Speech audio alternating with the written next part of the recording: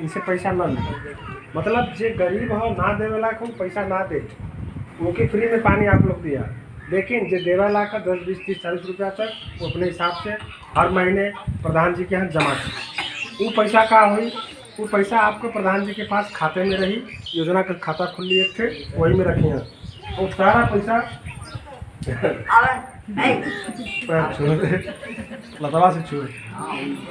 अभी आप समझे कि वही पैसा से मेंटेनेंस का काम देखे के है। केहू को टोटी टूट जाए, केहू को पाइप फट जाए, केहू को पानी में दिक्कत आएगी ले, तत्काल प्रधान जी क्या बताए आपके जो है मेंटेनेंस हुई 24 घंटा के अंदर। हाँ, जिम्मेदारी रही। गाँव में 3 समिति स्थापित हुई है, एक जल स्वच्छता समिति, पानी समिति। ठीक यही भावना के तहत सरकार भी सोचा थे कि आप लोग भी हमें अंशदान करा। अंशदान में आप पैसा भी दान कर सकीला अपने हैसियत के हिसाब से, वस्तु या श्रम। आपके पैसा ना है, आपके वस्तु ना है, तो आप एक दिन मेहनत दान कर देनी। ग्राम सभा में एक दिन टोटी लगत है आपके दरवाजे, उनमें आप एक दिन श्रम कर देनी, ओकर मजदूरी आप ग्राम सभा से न लेनी, प्रधान जी से न लेनी।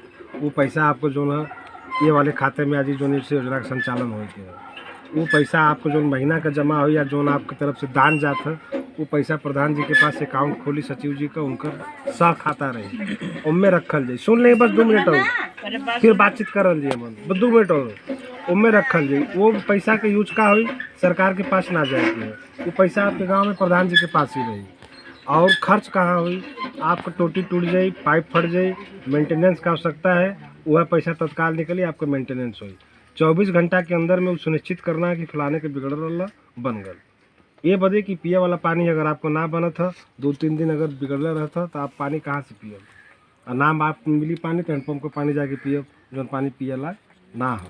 तो ये व्यवस्था के संचालन में 24 घंटा का ध्यान देवे के बिगड़त जल का प्रयोग करना है। अपने परिवार में हर सदस्य के साफ पानी के उपलब्ध करवावे की जिम्मेदारी आप लोग के है। घर में खान पान की व्यवस्था आप लोग के हाथ में है। तो आप लोग अगर जानकार हो जाते हैं तो कम से कम अपन परिवार के अच्छी तरह से पानी की व्यवस्था दें।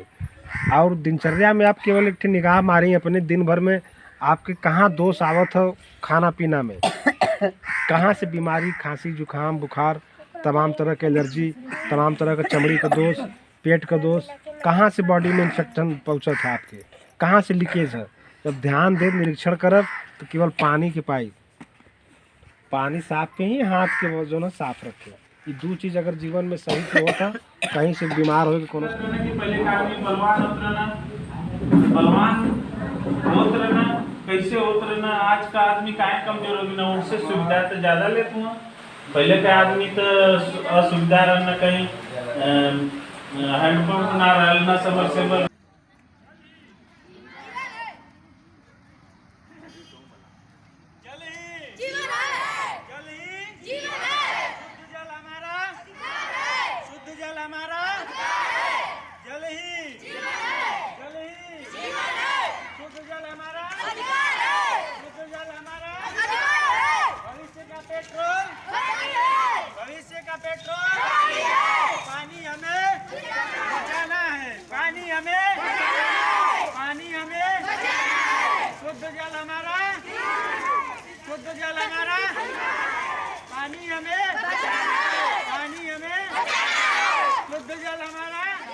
पूरी तरह से झाग नहीं दे रहा है तुम लोगों का। झाग बनाओ।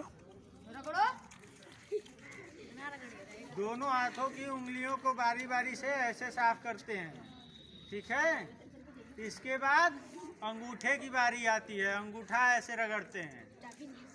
दोनों हाथों के अंगूठे को ऐसे साफ करते हैं। इसके बाद क्या करते हैं, हाँ, नाखून को, वेरी गुड, नाखून को ऐसे करके हथेली पे रगड़ते हैं। इससे नाखून साफ हो जाएगा और हथेली पे अगर कुछ जमा होगा तो वो भी खत्म हो जाएगा। जल स्रोत और ये जो मानव संसाधन है, जल स्रोत जैसे कुआं की संख्या, हैंडपंप की संख्या, तालाब की संख्या, इस गांव में कितने सोख्ता गड्ढा बने हैं, कितने गली आरसीसी हैं, कितने गली कच्ची गलियां हैं और कितने तालाब हैं, भौगोलिक स्थिति, किधर ढलान है, किधर जमीन नीचे की तरफ है, ये सारी परिस्थिति के बारे में हम लोग जानते रहते हैं। और हमारे पास सिंचाई के क्या संसाधन उपलब्ध है, पढ़ाई के लिए विद्यालय है कि नहीं, आंगनबाड़ी सेंटर है तो हमारे गांव में कितने दूरी पे है, ये सारी भौगोलिक और सामाजिक स्थिति को हम लोग इस मानचित्र के माध्यम से समझे। ठीक है, और ये सारी मानचित्र उत्तर प्रदेश और